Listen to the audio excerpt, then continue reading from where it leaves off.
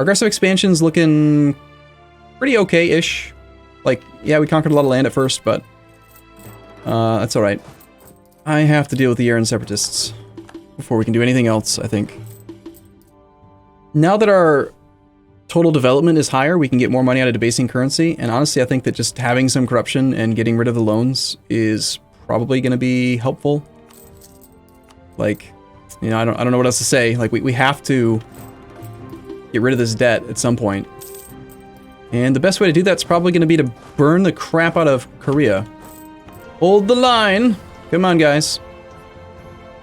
Autonomy is at 46.3%. Unrest up here is at -100 because of the recent uprising. That only lasts for another 8 years. But I honestly think we might need to just lower autonomy to improve our economy right now. I mean, we are who we are, right? We got to be in a permanent state of rebellion. He's decided to turn his fort on now. And it would have been beautiful to go and engage him. I wonder if that was because of me taking tech that he decided to do that. Since we have a tech advantage... Ah, damn, we don't even have a tech advantage. He's on tech 4 also, already. 655. Jeez. We are going to take Expand Manchu, now that Girin is the capital instead of Hunkin. This is a better state, I think, anyway, to have the 10% discount. Yeah, let's take that mission. Conquer new states. Have grown by at least 5 states. Haven't quite done that yet, have I? We have high income. Yeah, in theory.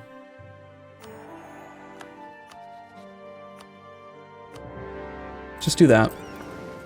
He's now heading over to Ferdin. That's fine, man. Go wherever the hell you want to go. I don't care. If you let me get control of this fort, you're in a lot of trouble. I can tell you that much. He's trying to force my navy out, looks like. What happens if you try to assault when you have pure cav? Even if you have 100% cavalry to infantry ratio, you are still not allowed to assault, apparently, with cavalry, which makes sense. And that's what I want to see. War score from battles is what we get our ticking war score from. So if he keeps sending these little reinforcements in piecemeal, try to let him send that 3-stack through again. 21%? Come on, take it. Take it. Take it. Goddamn disease outbreak. There should be another 5 war score. And then he's definitely not going to be able to kill. Like, we're going to kill him before he reinforces. We might even be defending in the mountains here, which would be kind of okay. Although it'd be even better if that fort would fall. It did fall. Holy crap. Oh, it's beautiful. Okay. So, this is sick. So now we're going to have a zone of control here. This should go very well. Nice. Look at that beautiful 12 in the shock phase. Smashy smash. Kill. Feel our discipline. 6.32 war score. And again, because we have his fort, he can't retreat south. We know for sure he's heading up this way. And in the meantime, I want to get started on pretty much every siege we can. Level 3 coastal fort's going to be a little tricky to siege down, but we do have that siege guy. The 2 siege pip air. Smash. Stack wipe. 10 war score. Cool. And I think I might even back off a little bit after we loot the bordering provinces here. I want to encourage him to bring an army up so that we can actually get some more war score. Get him not very excited about being in the war for much longer. That's a free 4 war score. Beautiful.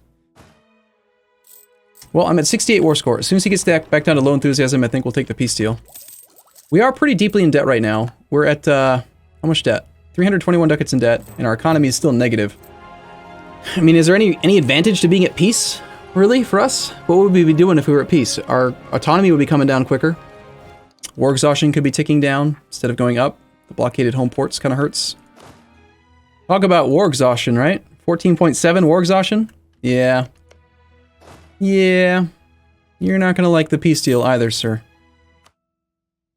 So we get Humiliate for Splendor Growth, 265 direct ducats, war reps, and enough land to form an accepted culture. And then the next war, we can practically full annex him. And he went bankrupt. We just bankrupted Korea, not even 10 years into the game. Do we want to raise the lands? if I raise the land, then I'm not going to have enough to make it an accepted culture. So I think we just core it as it is. Corruption, war exhaustion, yuck. Yeah, we're kind of low on admin points. I'll buy it down at least once. Hey, we actually got a conversion done. No sense really in spending missionary time and money trying to harmonize Confucian. Because if we form Qing, we're just going to have Confucian become our primary culture, or sorry, primary religion. Let's not worry about that. Let's, yes, pay off loans, if possible. Or are there any buildings we can build that make sense? I do want to build one fort, but I'm going to try to start paying off some of this debt otherwise. So we're at peace, technically. Technically at peace, the best kind of at peace. I think it's time to consider a war with Korchin, who somehow also has no real relationships except for an alliance with Buryatia. So we have humiliated a rival. I would like to try to get a large city. I would also like to develop the Renaissance out here. Like, falling behind on admin tech and diplotech is totally fine with me. I can't afford to build these buildings anyway. So I think in Girin, I'm going to go with Development Edict.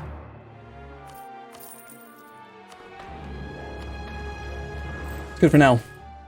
I'm kind of not certain I want to spend military points doing development, because that doesn't help our economy, and we already have way too much manpower anyway.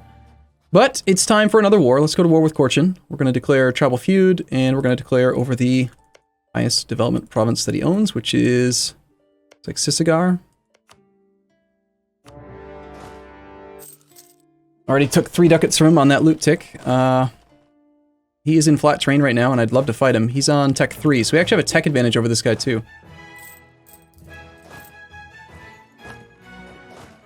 That would be a stack wipe. I do want more war score from battles, so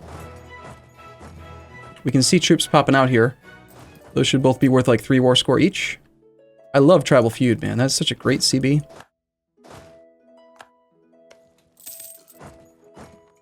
Three cav kills. Beautiful. Gotta get as much loot as I possibly can. I think we should start spying on Ming, actually. He's willing to accept a royal marriage. I don't want to be friends with Ming, though. I want to kill the Ming. The Ming must die. I could wait for the cores to finish, or we could just take the land now. We're 15% overextension. I have, like, no admin points. I probably should have considered that, I'm gonna need more admin points to core this land. Also, we need to full core this land if we want to embrace Korean. Also, I can't really do development right now if I need to spend diplo points to accept Korean culture. So there's that. This is not even part of our culture group either. You do want to have 300 dev when you start going after Ming, since their disaster requires that. That's a good point. Total development of the guy we're at war with is 66. So if I full annex him, we will have enough dev to trigger the disaster with Ming. Perhaps we should just full annex him and sit on it until the disaster with Ming fires. Fortune won't exist after this. Yeren has a truce. Korea has a truce, so it's just Ming. Ming won't join a coalition against us because he's our overlord. Okay, so is there any way we can actually see the disaster for Ming? We have to be not his tributary for it to work, right? For him to actually have that build up. We have 306 development right now. 81% overextension from taking all that land. I do want to just consider, like, if I did raise, we get 20 of each type of monarch point. But if I raise it, then we won't have 300 development. We have permanent claims. I'm gonna sit on it. I think I'm gonna just take it and keep myself. I want to get this disaster going for Ming soon. So let's start refusing Ming's demands. Right now he has 65 trust with us. We'll refuse him like 2 or 3 times for a couple years, and then after that, he should stop wanting to exist, I think. And if I'm going to do that, I might want to have an extra fort over here somewhere. I can't pass up 10 province adjacency fort. Okay. I think for now, I'm going to just keep the army at 0% maintenance until the next rebellion fires. Which is going to be the Korean separatists. Really penalizing having Confucian be an unaccepted culture. I do like having the pure cav ratio, but I don't know if that's the right way to open up. The fact that we have such low income from intolerance is rough. We could switch back right now and just make Confucian accepted. It costs 50 prestige. I guess there's not that much land in our country that's Confucian. No, I think we should.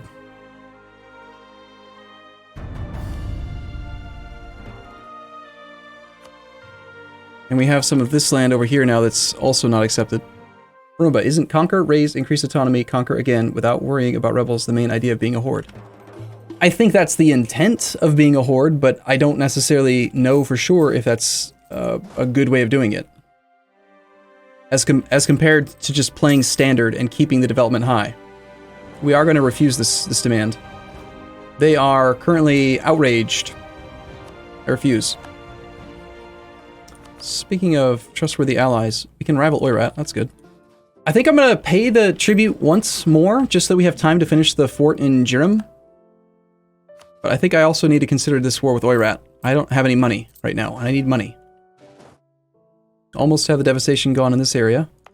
And the cores are now almost... of course we have Korchin separatists now, spawning in the lands that we are currently in.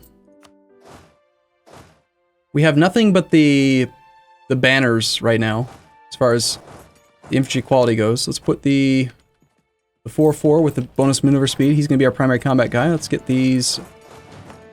So that's going to be like our primary combat stack, a 6-14 stack. Nice rolls there. Let's march you in. War exhaustion is at 0.08, so let's go one more tick, and then we can start coring, finally. And it looks like, unfortunately, I'm going to end up having to take out loans again. Boo. That corruption's awful. So if we declare on Oirat right now, we fight Yeren. We can stack wipe Yeren real quick, and then just piece him out for cash after occupying everything but his capital. And then after that, we can focus our attention on Oirat and get some cash from him too. I really need some money right now. We're going to declare humiliate rival, I guess, or we could attack Mongolia would work too. Yeah, tribal feud. It says Ming will protect them, but I don't think that's right. Oirat is a tributary under Ming. I am a tributary still under Ming. So we'll make the war goal Zilan goal. Flat terrain, easy to get to. Let's get that guy up on that siege up there. And these guys, even though they can't really fight, they can still help out with sieges and looting. Ugh. Having to deal with cavalry ratio when I have 16 cav is being annoying. State, please. We might be really close to getting this mission to conquer new states. Alright, Yeren. I know we're attacking you in the mountains, but you need to die, and peace out and give me money.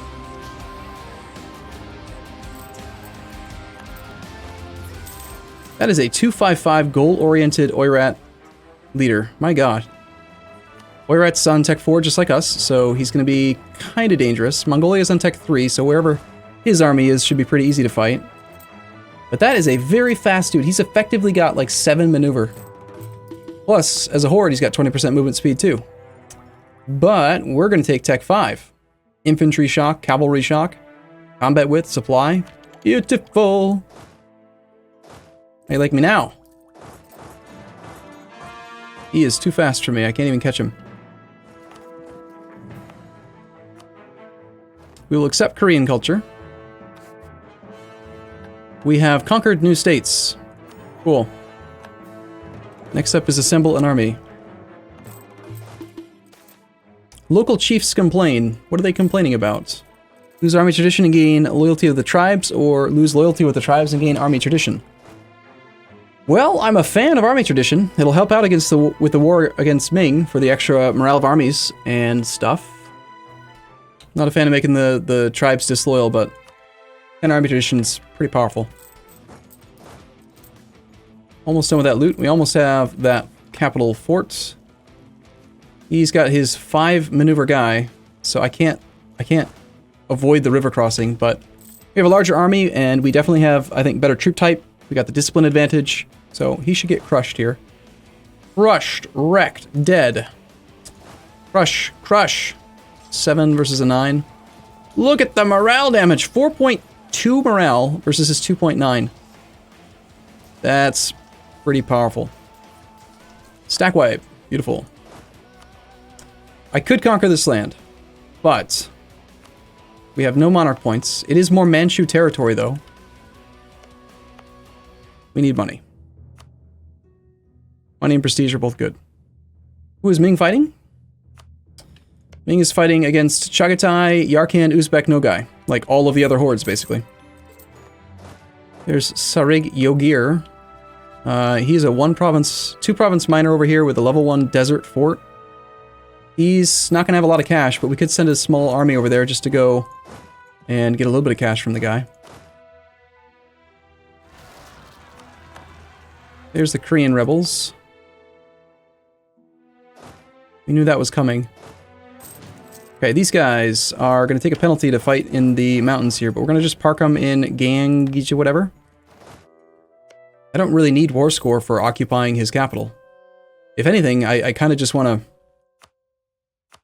I just want loot. The only reason I have my war really is to just have this loot value so that I can keep my horde unity up right now. This guy is running super far away. What is he? He's on the island, for crying out loud. Let's have the armies band together and hopefully Mongolia won't want to fight me. Mongolia is only on Tech 4 to our Tech 5. That might be why he's not even trying to fight me. Korea has the Peasants' War, in addition to being bankrupt. Good. He deserves it. Gotcha. That is the Oirat army moving into here. Got a wall breach there. So, we had to cross a river. He just rolled a 7, -1. We got a 4. We have our 3-3 here. Nice. 8. Beautiful roll. This army's kind of small, but discipline, tactics, tech, all that stuff should be sufficient, I think. Gonna definitely be willing to peace out relatively soon. So we're gonna take money from you, even if it's not much, and prestige. We want 4 reps and rivalries, and it's really it for the most part. Ming took the reform and got the bad event. Oh, wow. Okay, I didn't even notice that. Did I click right through it? Let's refuse. Yeah, he's got 16.7 mandate now. Current mandate gives the following effects. 3.33 national unrest. Fire damage and shock damage is increased by a third. He did introduce bleh, whatever. I don't even know what the actual effect of it is. But he did do the thing. Alright, so he is outraged. Aggressive expansion's at -49. His trust is at 42. Canceling tributary costs me stability, but if I just refuse him in another year, I think we'll be alright. That's 82 war score, and 86, and 90. So from you, sir, I want 175 gold. Humiliation, I think, is... Do we need humiliate? Don't forget the province to form a king. Ah, that's true. We do need 1 province from this guy in order to do it, don't we? The decision requires us to have Zilin goal, which is the actual war goal. Alright, so we take everything that's part of the state, just because we can have lower autonomy there and stuff, and it's kind of handy. I'd like to maybe take 1 province in Outer Mongolia, just so we can start getting that one stated too. Okay, so we get all that land, we get a little bit of aggressive expansion, we get... do we want the humiliate? I mean, we have 92 power projection. And Ming is probably going to be a valid rival. Power projection's probably not a big concern right now, so the humiliate might be a waste of war score. Take the monthly loot tick before peace. Good call. You gotta keep that horde unity up, right? Now that we have over 300 development, and we're going to stay over 300 development, I could take land from Mongolia and then just raise it, and then return it. Alright, let's go for that. It's a lot more aggressive expansion to do this, though. Buryatia and Ming and Yeren would be potentially in the coalition. Yeren has a truce, so I think we're okay on a coalition. Let's just do it.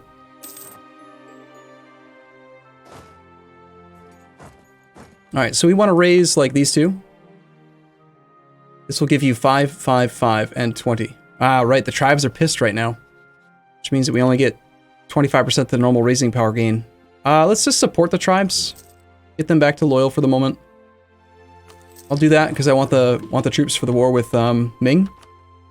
Now they're loyal, we can raise and get 20 of each monarch point here.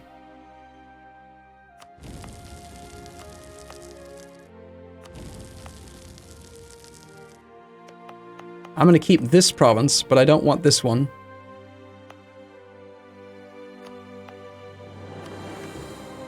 And then these ones that are part of the state, I think I will keep them. Obviously, we're keeping Zilangol because we need it.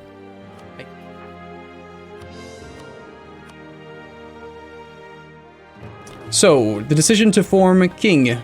We just need to own Ningyo, Shenyang, and Beijing. Let's take maintenance down to nothing for the moment and pay back one loan. We still can't afford advisors. I have a long truce with pretty much everyone right now. Except for Ming. And we have 43 trust with Ming, so we have to wait 6 more months, then we can decline to pay his thing. And then his monthly mandate is going to get tanked, and he's going to be dead.